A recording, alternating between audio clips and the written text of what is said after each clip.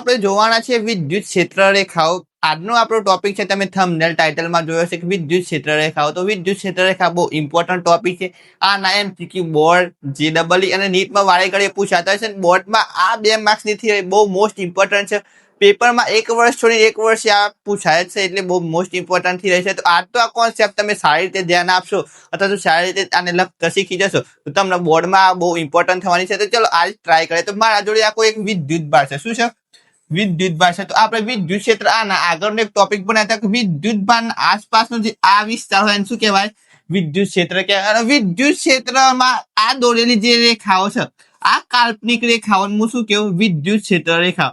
એટલે જે મેં આ ચિત્રાત્મક વર્ણન કર્યું, ચિત્રાત્મક વર્ણન એટલે મેં આ જે આકૃતિ દોરી, આ જે ચિત્ર દોરી, આ જે ડ્રો કર્યું, વિદ્યુત બાર, આ બધું આપણે કલ્પનાથી કર્યું, કાલ્પનિક ચિત્ર કામ કર્યું, તો આ બધાને શું કહેવાય? વિદ્યુત ક્ષેત્ર રેખાઓ કહેવાય. તો ચલો આજનો આપણે ટોપિક જોઈએ.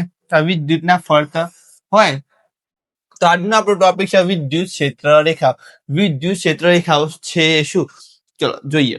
તો વિદ્યુત ભારના લીધે ઉદ્ભવતા વિદ્યુત ક્ષેત્રનું ચિત્રાત્મક વર્ણન એટલે વિદ્યુત ક્ષેત્ર રેખાઓ. તો વિદ્યુત ભારની આસપાસનો જે આ વિસ્તાર છે એમાં મેં આ જે રેખાઓ છે જે મેં ચિત્રાત્મક વર્ણન કર્યું એને શું કહેવાય? વિદ્યુત ક્ષેત્ર રેખાઓ. પછી વિદ્યુત ક્ષેત્ર રેખાઓ અદ્રશ્ય ભૌતિક રાશિ. કેવી છે? અદ્રશ્ય ભૌતિક રાશિ છે. હું જોઈ ના શકું. આ મેં જાતે ડ્રો કરીને બનાવ્યું છે, કાલ્પનિક રેખાઓ બનાવી, એને શું કહેવાય? વિદ્યુત ક્ષેત્ર રેખાઓ. પછી શું છે? તેથી તેને સમજવા માટે કાલ્પનિક રેખાઓનો ઉપયોગ કરવામાં આવે છે. તો શું કરવામાં આવે? કાલ્પનિક. હું મારી કલ્પનાથી જે દોરું છે એને શું કહેવાય? કાલ્પનિક. તો કાલ્પનિક રેખાઓનો ઉપયોગ કરવાનો છે. આ રેખાઓ વિદ્યુત ક્ષેત્રની તીવ્રતા અને દિશા બંને દર્શાવે છે. શું દર્શાવે છે? બંને વિદ્યુત ક્ષેત્રની તીવ્રતા અને દિશા દર્શાવશે. તો આ આવું કઈ એક્ઝામમાં તમારે લખવાનું નથી કે આવું કઈ ક્વેશ્ચન પણ પૂછો, પણ આ તમને વિદ્યુત ક્ષેત્ર રેખા વિશે બેઝિક માહિતી આપું. પછી એક્ઝામ ઓરિએન્ટેડ આપણને શું ઉપયોગી છે, આપણને શું લખવાનું છે, આપણને શું હેલ્પ થવાની છે, એ બધું પાછળ આવવાનું છે. તો હવે જોઈએ આપણે વિદ્યુત ક્ષેત્ર રેખાઓની શોધ કરતા કોણ હતા? શોધ કરતા તો માઇકલ ફેરાડે નામના વૈજ્ઞાનિક હતા, જેમણે વિદ્યુત ક્ષેત્ર રેખાનો ખ્યાલ આપ્યો હતો. વિદ્યુત ક્ષેત્ર રેખાનો ખ્યાલ સૌપ્રથમ માઇકલ ફેરાડે નામના વૈજ્ઞાનિકે આપ્યો હતો. કોને આપ્યો હતો? માઇકલ ફેરાડે નામના વૈજ્ઞાનિકે આપ્યો હતો. તેઓ 19મી સદીના બ્રિટિશ ભૌતિક શાસ્ત્રી અને રસાયણિક શાસ્ત્રી હતા. 19મી સદીની વાત છે. 19મી સદીમાં જ્યાં માઇકલ ફેરાડે હતા એ રસાયણ શાસ્ત્રી, ભૌતિક શાસ્ત્રી હતા, જેમને વિદ્યુત ચુંબકત્વના ક્ષેત્રમાં ઐતિહાસિક યોગદાન આપ્યું. શું? જેમને વિદ્યુત ચુંબકત્વના ક્ષેત્રમાં ઐતિહાસિક એટલે જૂનું યોગદાન આપ્યું છે. ફેરાડે વિદ્યુત ક્ષેત્ર અને ચુંબકીય ઘટનાઓને સમજવા માટે બળરેખાઓની સંકલ્પના રજૂ કરી છે, જે આજે વિદ્યુત ક્ષેત્ર રેખા તરીકે ઓળખાય છે. એટલે સૌથી પહેલા આનું નામ શું આપ્યું હતું? તો બળરેખા આપ્યું હતું. પણ આનાથી ઘણા બધા વૈજ્ઞાનિકોને અસમંજસ ઉદ્ભવતી હતી. તો આનું નામ બદલીને શું આપ્યું? વિદ્યુત ક્ષેત્ર રેખા નામ આપ્યું. જો આટલા નામ લખ્યું. નામ બદલવાનું કારણ, તો નામ બદલવાનું કારણ શું હતું? માઇકલ ફેરાડે વિદ્યુત ક્ષેત્ર રેખાનું સૌપ્રથમ નામ બળરેખાઓ આપ્યું હતું. મેં તમને કીધું કે આનું સૌથી પહેલા નામ શું આપ્યું હતું? તો બળરેખાઓ નામ આપ્યું હતું. પરંતુ આ નામને લીધે ઘણી બધી અસમંજસ ઉદ્ભવતી હતી. બળરેખાઓ શબ્દ ચુંબકીય ક્ષેત્ર અને અન્ય બળો સાથે ગૂંચવણ ઊભી કરતો હતો. આથી વધુ સ્પષ્ટતા અને ચોકસાઈ માટે ત્યારબાદ રેખાઓનું નામ બદલીને વિદ્યુત ક્ષેત્ર રેખાઓ, શું? વિદ્યુત ક્ષેત્ર રેખા રાખવામાં આવ્યું. આ નવું નામ વધુ સચોટ અને વૈજ્ઞાનિક રીતે સ્પષ્ટ હતું, એટલે આનું નામ શું રાખ્યું? વિદ્યુત ક્ષેત્ર રેખાઓ. તો તમને વિદ્યુત ક્ષેત્ર રેખાઓ વિશે મોટી મોટી માહિતી મળી હશે. સાહેબ વિદ્યુત ક્ષેત્ર સમજાય તો આ ઘોડાના ફરતે જે વિસ્તાર હોય એને વિદ્યુત ક્ષેત્ર કે, તો આમાં જે રેખાઓ હોય, આ રેખાઓ કાલ્પનિક રેખાઓ એને શું કહેવાય? વિદ્યુત ક્ષેત્ર રેખાઓ. કઈ બહુ એટલું બધું હાર્ડ નથી સમજવામાં, તો સમજી જાવ એવું છે, કઈ એવું છે નહીં. તો ચલો આની થિયરી આપણે જોઈએ. હજી એક નીચે લખેલું છે, યાદ રાખો. શું યાદ રાખવાનું? વિદ્યુત ક્ષેત્ર રેખાઓ કાલ્પનિક રેખાઓ છે. કેવી રેખાઓ છે? કાલ્પનિક રેખાઓ છે. તે વાસ્તવિક રીતે અસ્તિત્વ ધરાવતી નથી, પરંતુ વિદ્યુત ક્ષેત્રનું વિઝ્યુઅલાઇઝેશન કરવા માટે તે અત્યંત ઉપયોગી છે. તો વિઝ્યુઅલાઇઝેશન કરવા માટે તે અત્યંત ઉપયોગી છે. તો જો ક્વેશ્ચન નંબર 6, વિદ્યુત ક્ષેત્ર રેખાઓની લાક્ષણિકતા અથવા વિદ્યુત ક્ષેત્ર રેખાઓના ગુણધર્મો અથવા સામાન્ય ગુણધર્મો જણાવો. તમારી એક્ઝામમાં આવો ક્વેશ્ચન પૂછાય. તો આમાં શું લખવાનું એ આપણે જોઈએ. ચલો, આ મોસ્ટ આઈએમપી ક્વેશ્ચન છે. મોસ્ટ આઈએમપી બોર્ડની પરીક્ષામાં બહુ વખત પૂછાયેલો છે અને આ ક્વેશ્ચન તમારે તૈયાર કરવાનું જ છે. ચલો, હું પેન ચેન્જ કરું અને આપણે આ ક્વેશ્ચન સમજીએ અને લખીએ. વિદ્યુત ક્ષેત્ર રેખાઓના ગુણધર્મો કે લાક્ષણિકતાઓ તો જોઈએ. તો સૌથી પહેલી લાક્ષણિકતા શું છે? વિદ્યુત ક્ષેત્ર રેખાઓ, વિદ્યુત ક્ષેત્ર રેખાઓ ધન વિદ્યુત ભારથી શરૂ થઈ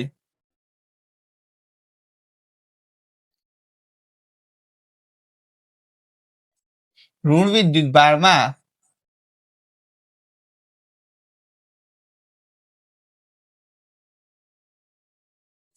અંત પામે છે.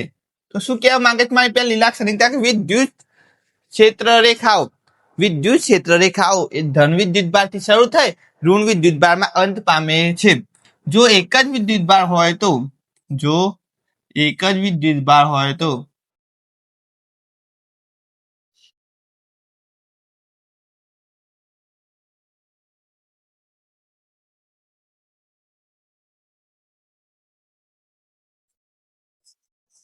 જો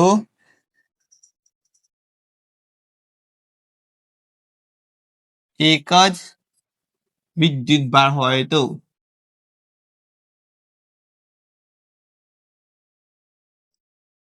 અનંતથી શરૂ થઈ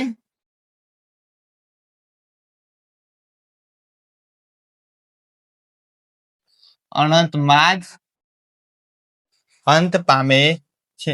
જો એક જ વિદ્યુત ભાર હોય તો અનંતથી શરૂ થઈ અનંતમાં જ અંત પામે છે. તો આમ મારી હતી પહેલી લાક્ષણિકતા. તો પહેલી લાક્ષણિકતા એકદમ બહુ સિમ્પલ છે, બહુ મસ્ત છે. તો શું છે? વિદ્યુત ક્ષેત્ર રેખાઓ ક્યાંથી શરૂ થાય? વિદ્યુત ક્ષેત્ર રેખાઓ ધન વિદ્યુત ભારથી શરૂ થાય, ઋણ વિદ્યુત ભારમાં અંત પામે. આ તો બે વિદ્યુત ભાર હોય ત્યાં દિવસ છે, પણ જો એક જ વિદ્યુત ભાર હોય તો અનંતથી શરૂ થાય અને અનંતમાં અંત પામે. ચલો પછી બીજું, વિદ્યુત ભાર વિહીન વિસ્તારમાં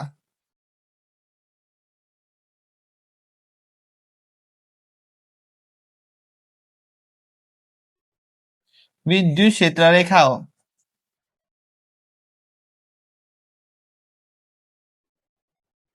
તૂટ્યા વિના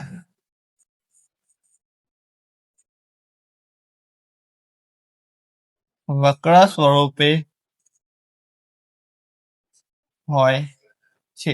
એટલે શું કહેવા માંગે છે? તો તૂટ્યા વિના વક્ર સ્વરૂપે. તો જો હું આટલે ડ્રો કરું, મારા જોડે આ એક વિદ્યુત ભાર છે અને આ બીજો વિદ્યુત ભાર છે. તો આ બંને વચ્ચેના વિદ્યુત ક્ષેત્રમાં વિદ્યુત ક્ષેત્ર રેખાઓ છે.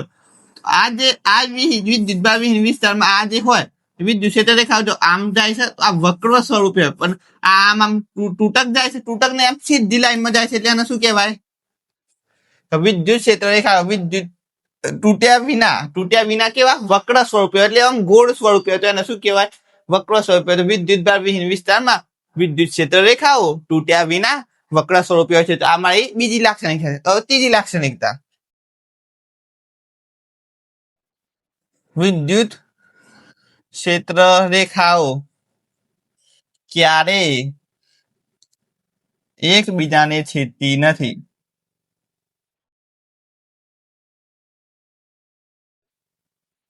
એકબીજાને છેદતી નથી. જો છેદે તો છેદન બિંદુ આગળ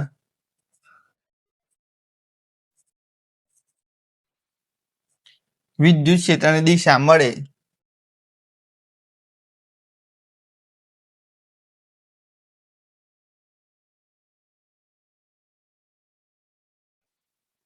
જે શક્ય નથી. શું કહે છે? વિદ્યુત ક્ષેત્ર રેખાઓ ક્યારેય એકબીજાને છેદતી નથી. જો બે વિદ્યુત ક્ષેત્ર રેખા હોય ક્યારે એકબીજાને છેદે નહીં. જેમ કે જો આમ બે ઘોડા દોડ્યા, આ વિદ્યુત ક્ષેત્ર રેખા હોય તો આ વિદ્યુત ક્ષેત્ર રેખા આની આમ છે, આમ છે. તો આ બંને વિદ્યુત ક્ષેત્ર રેખાઓ કોઈ દર એકબીજાના આમ છેદ નહીં. તો વિદ્યુત ક્ષેત્ર રેખાઓ ક્યારે એકબીજાને છેદતી નથી. જો છેદે તો છેદન બિંદુ આગળ વિદ્યુત ક્ષેત્રની દિશા મળે, જે શક્ય નથી. વિદ્યુત ક્ષેત્ર રેખાના કોઈ બિંદુએ દોરે સ્પર્શક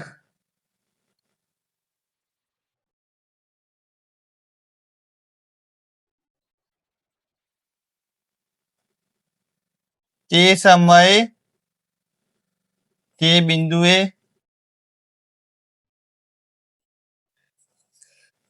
વિદ્યુત ક્ષેત્રની દિશા આપે છે. શું આપે છે?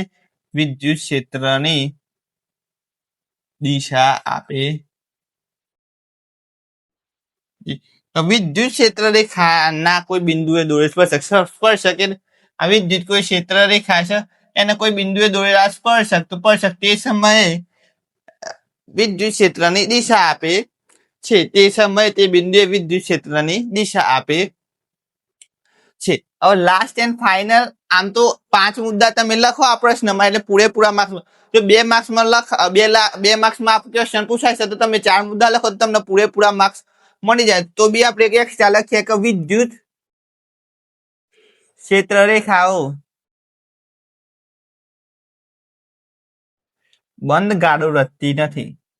શું? બંધ ગાડો રચતી નથી. એટલે શું કહેવા માંગે છે?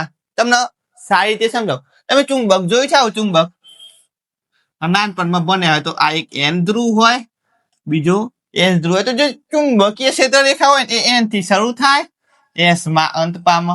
એન થી શરૂ થાય, એસ માં અંત પામે. પણ જયારે વિદ્યુત ભારમાં કેવું હોય આ રીતે આમ અંત શરૂ થઈને અંત ના પામે એટલે આ બંધ ગોળો ના રચે. પછી આ એસ થી એન માં જાય, પાછું એન થી શરૂ થાય, એસ માં જાય. તો આવું બંધ ગાડો રચે નહીં. વિદ્યુત ક્ષેત્ર રેખા કેવું હોય એ બંધ ગાડો રચતી નથી. તો તમારે જો આ ક્વેશ્ચન 2 માર્ક્સમાં પૂછાય તો તમે આટલું લખો તો તમને ઇનફ પૂરેપૂરા માર્ક્સ મળે. બહુ મસ્ત ક્વેશ્ચન હતો. તમે આ રીતે પ્રોપર લખો તો આ ક્વેશ્ચનમાં સારા માર્ક્સ મળે. પછી તમે સ્ટાર્ટિંગ કરો તો સ્ટાર્ટિંગ એ રીતે કહી શકો છો કે વિદ્યુત ક્ષેત્ર રેખા લાક્ષણિકતાઓ નીચે મુજબ છે. તો એ રીતે મસ્ત પ્રોપરલી તમે લખો સારી રીતે આ ક્વેશ્ચન તો તમને આ ક્વેશ્ચનમાં પૂરેપૂરા માર્ક્સ મળે. તો સારો એવો ક્વેશ્ચન હતો. જો તમને આ ક્વેશ્ચન ફાવે તો તમને આના સારા એવા માર્ક્સ મળી શકે. તો આજના લેક્ચરમાં આટલા જ. આના પછીના લેક્ચરમાં આપણે વિદ્યુત ફ્લક્સ અને આગળની બધી થિયરીઓ બનશું. તો ચલો મળીએ હવે નેક્સ્ટ લેક્ચરમાં.